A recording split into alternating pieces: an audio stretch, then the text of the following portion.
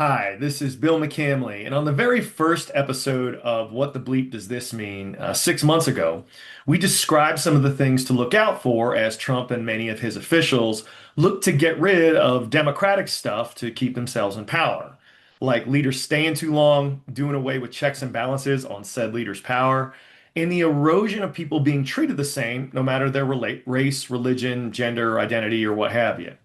It's way too early to give a ruling on the first one. It's only been 6 or 7 months. But the second two should have flashing red lights all the fuck over them. And today, we're going to take some time to go over a fourth item that has become really obvious over the past few months. Lots of dudes in military uniforms patrolling streets and other pieces of land inside of America with big guns.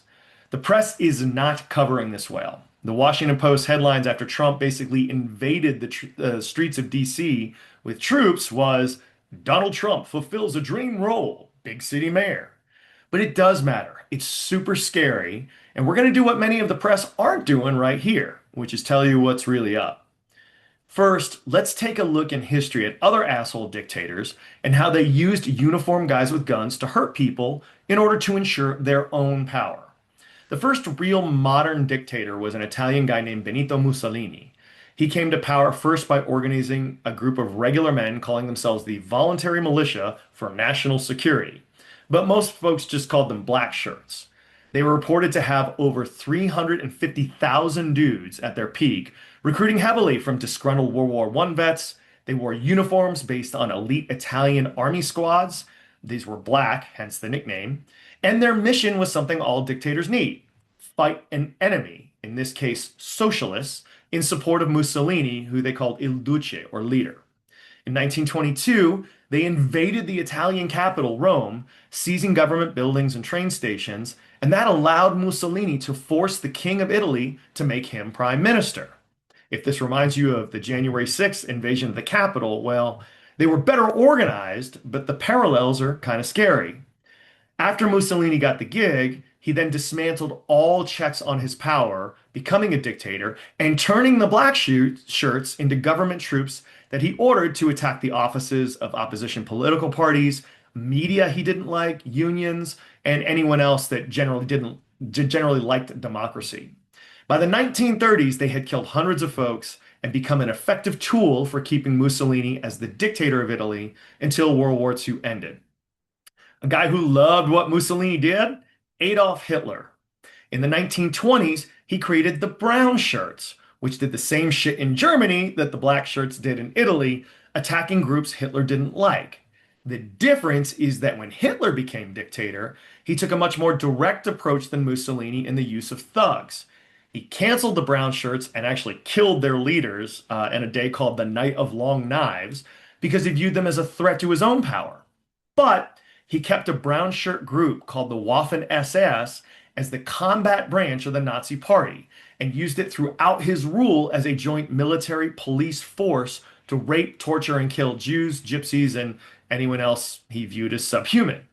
In 1933, he also created the Gestapo, which was a secret police unit that investigated, arrested, and killed union members who were seen as communists, gay folks, religious leaders, people with disabilities, and of course, gypsies and Jews, without any kind of process that would respect their rights.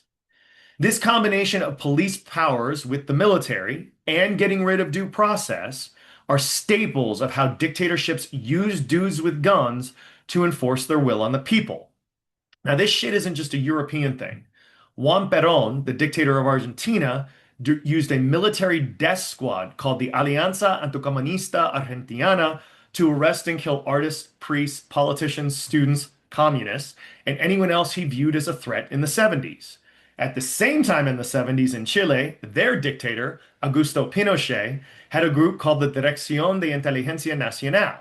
It was actually called Pinochet's Gestapo for their use of torture, rape, murder, and news censorship against people that he didn't like. As we talk about this stuff, there's a word that you need to know, and that is disappeared. It means to take people without any kind of arrest or even notice to secret detention centers with no official record or ability for any friends or family to contact them, or they just get killed. All of these groups disappeared, millions of people. But one of the most famous examples is the Soviet Union's paramilitary group, the KGB. They would strategically seize enemies of the state at night, taking them to gulags, prison work camps, where they were held without trial for years. Which brings us to the Russia of today. Their current dictator, Vladimir Putin, is a former lieutenant colonel in the KGB and is reviving many of their tactics. He gave the same sort of disappearing powers to two current Russian paramilitary groups, the FSB and the GRU, who investigate, arrest, imprison, and sometimes just outright murder anyone Putin doesn't like. Two other wannabe dictators, Viktor Orban in Hungary and Tayyip Erdogan in Turkey, are also moving in this direction.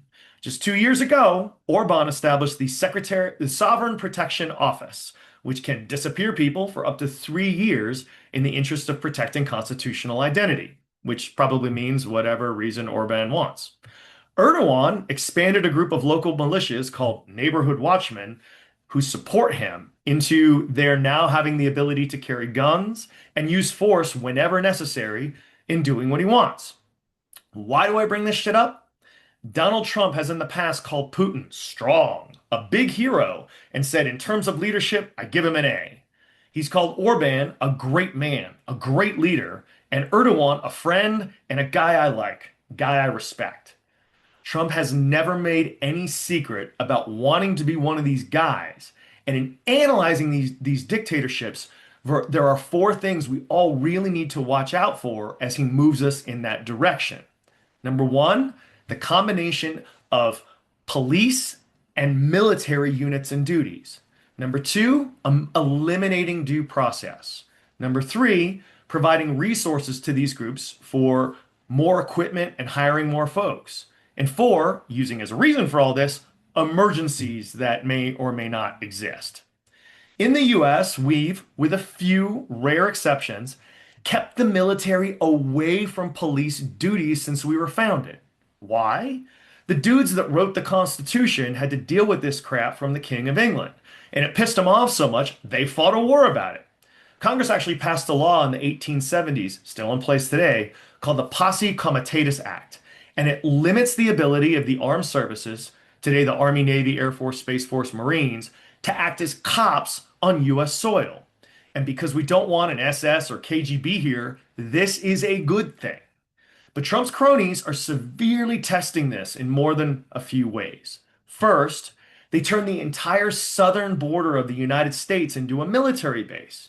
Previously, the Border Patrol and Customs Departments, considered domestic police agencies, had sole responsibility for this. But now, active duty Army troops with assault rifles and armored vehicles patrol a huge amount of US soil and do police stuff like make arrests on it.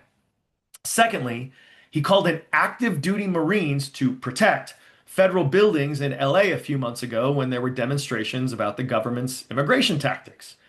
They did more to inflame the situation than calm it, which is exactly what dictators want. Third, he's making a habit of calling in National Guard units as police forces in cities he doesn't like. While governors in the past have called up National Guard folks a few times for these types of roles, it's usually for a major event like a big riot or in a support role, so they're not actually patrolling the streets in uniform.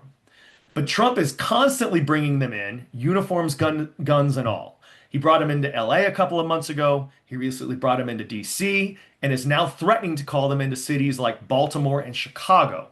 Notice, all these cities have black Democratic mayors.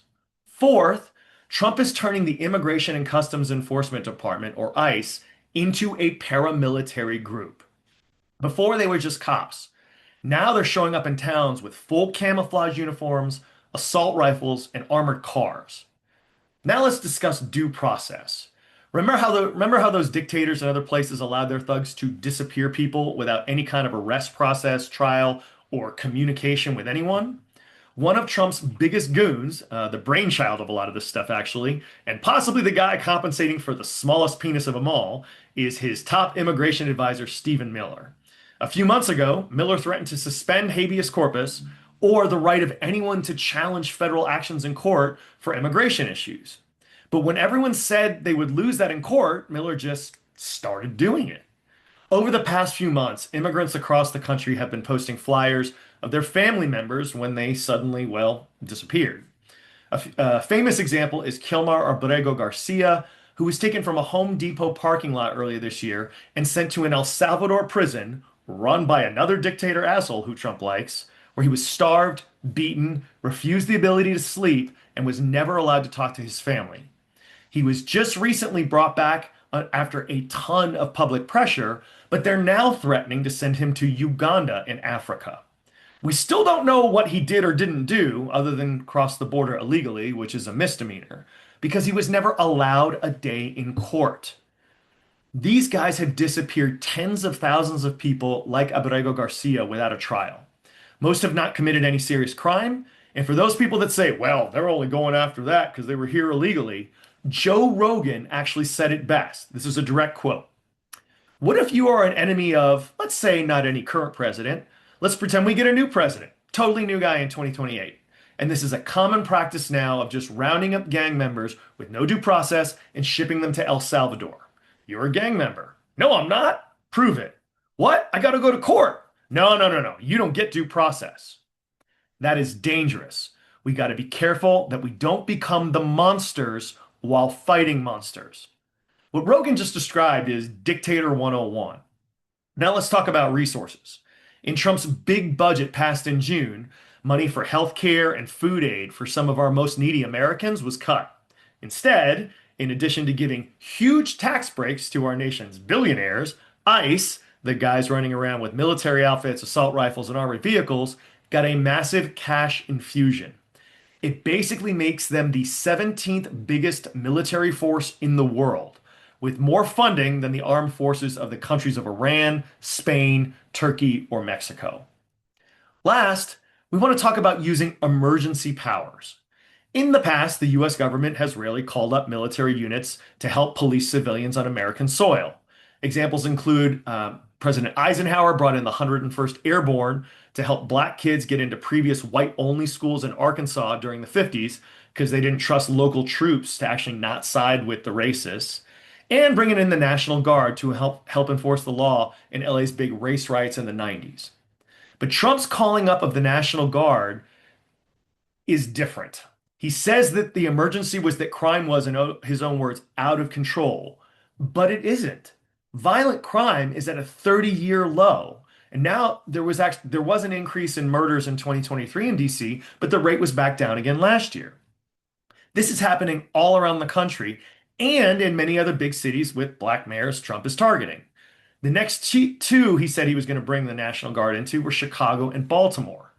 Both have all-time low violent crime rates right now. And in fact, the cities with the biggest increases in crime rates are all in the South. Arkansas, Louisiana, and Mississippi. But we don't see troops there. They're all states that voted for Trump. Look out for two things moving forward. First, do Trump and his goons continue to push the boundaries we've set up to protect individuals from the government? Do they continue to blur the line between cops and military troops? And do they keep pushing people to jail without due process? Second, dictators keep power by having enemies that they can keep people scared about. Right now, that's immigrants, but they won't stop there. Small Penis Miller, taken to the press in front of the army in DC's train station the other day, called protesters communists who are not part of our city. That is the exact same type of language used by dictators since Mussolini, and Miller knows it.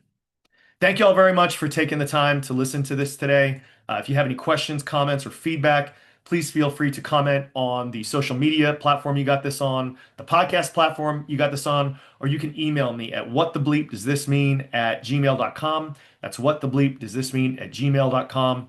Thanks again, y'all. Keep your heads up out there.